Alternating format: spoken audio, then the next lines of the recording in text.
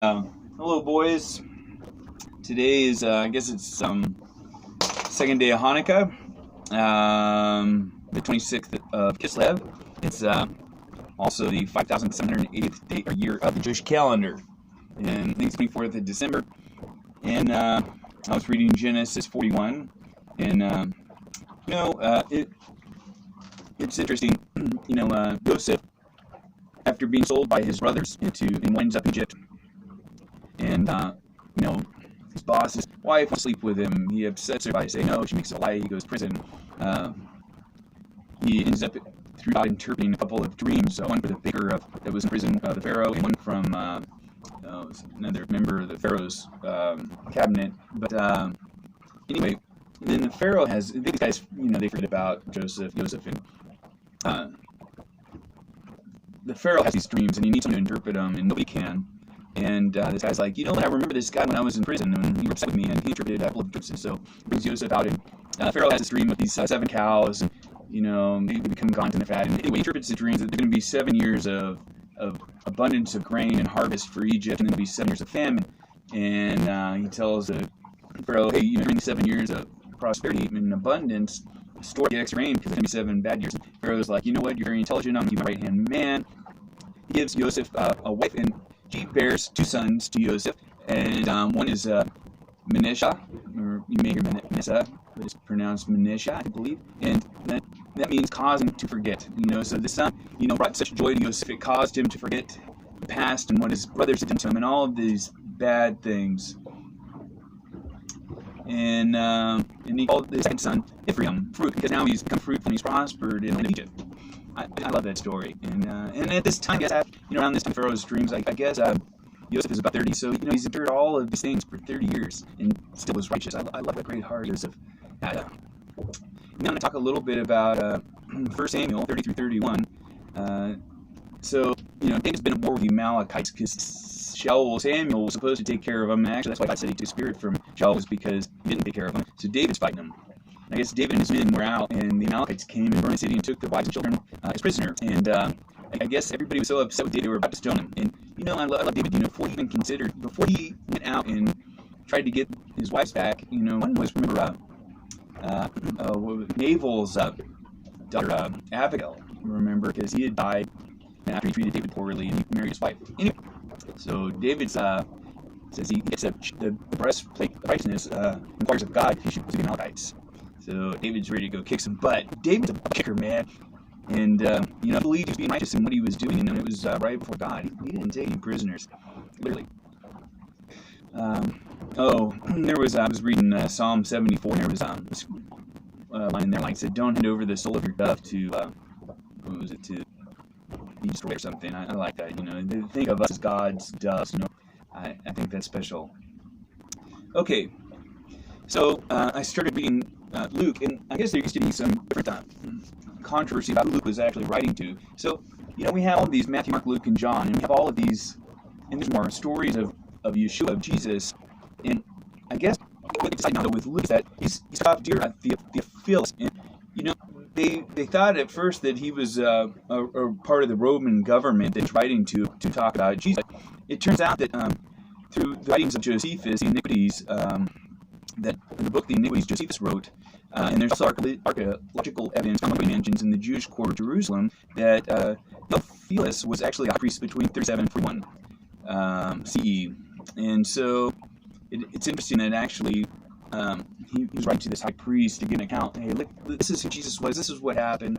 And he starts off and he talks about, John the Baptist's father was a Cohen.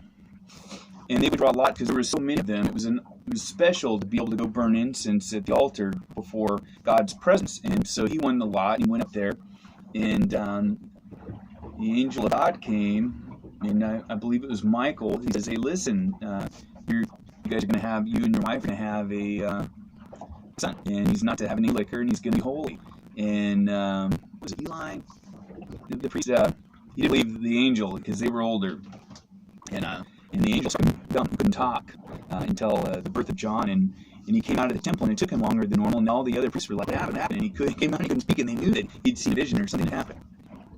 So And then the angel went to Mary and told her, that she was going to be with a son, and we know it was Yeshua.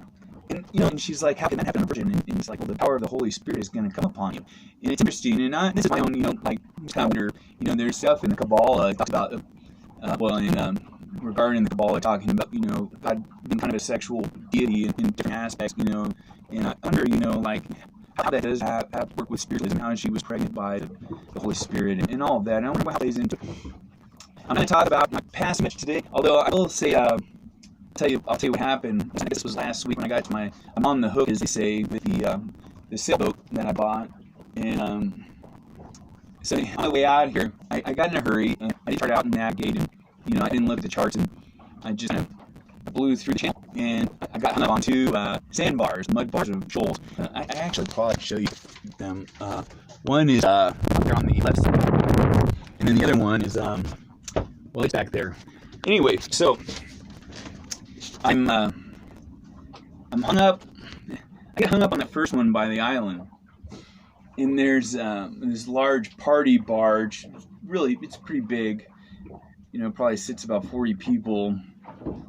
I don't know, or at least a couple of dozen, and they see me hung up on this thing, and I'm pretty embarrassed, and I get a little further down here, and I get hung up on this other channel, this other sandbar.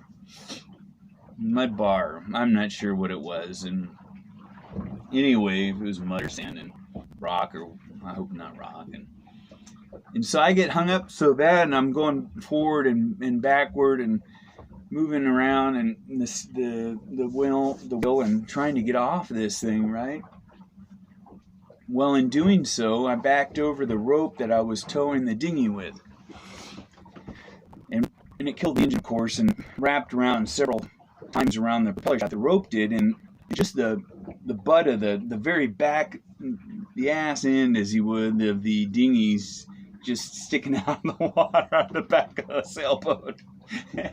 And so, I'm down there cutting and that rope, I tried cutting it even, here just lately, when I was in the water, and that rope is really, really hard to cut. And I was cutting them with a knife, and I couldn't cut it, and I had about 4 or 5 different strands I was trying to cut, and I found an X-Acto knife, and I'm cutting it, and this gray dolphin's just kind of hanging out around me. I don't know, he's keeping me company, taking care of me, I don't know, whatever, and I think he knew I was kind of distraught, and so that large pontoon that they're here, people pay to see sea creatures and dolphins, so it's the same one, and so he spots the dolphin, so was right over to where I'm at, and they're all staring at me trying to cut this rope loose, and because they came to see the dolphin, and it was just so embarrassing. And sons, I love you guys, and talk to you later.